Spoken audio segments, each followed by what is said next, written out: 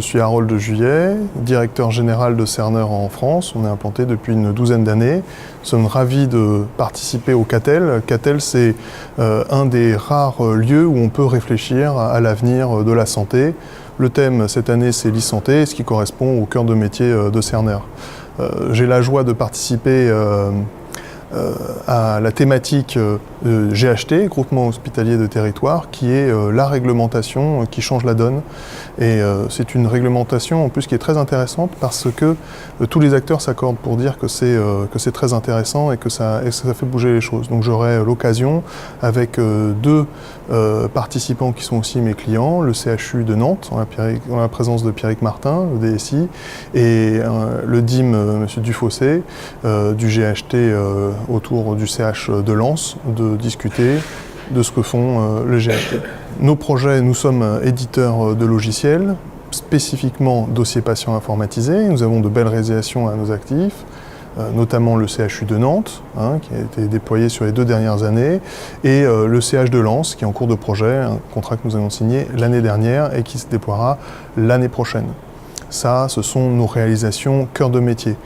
Le GHT ouvre les portes à différentes extensions et notamment à l'interopérabilité à l'intérieur du territoire. Donc Cerner travaille activement à l'ouverture de ce système via des pages de synthèse, mais également via une plateforme d'interopérabilité qui permet de discuter avec des systèmes d'information qui sont exogènes. Et donc nous attendons aujourd'hui de cette séquence de discuter des différents enjeux. Il y a un enjeu de stratégie. Faut-il aborder la convergence des systèmes d'information à un pas accéléré et ou travailler sur l'interopérabilité par palier, c'est le versant stratégie.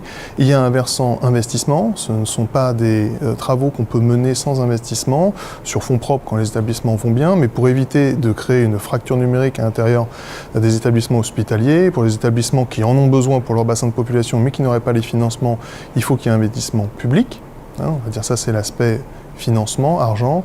Et le troisième volet, troisième enjeu, c'est l'aspect contractualisation. C'est-à-dire qu'aujourd'hui, les acteurs qui sont de bonne volonté se demandent comment faire pour contractualiser et coopérer avec les industriels dont on fait partie, selon des règles de jeu claires et qui restent, disons, peut-être pas à définir, parce qu'elles sont sûrement définies, mais à communiquer clairement. Nous sommes un peu dans une zone de gris qui reste à éclaircir, et pour que les professionnels soient au courant et ne fassent pas d'impair en la matière.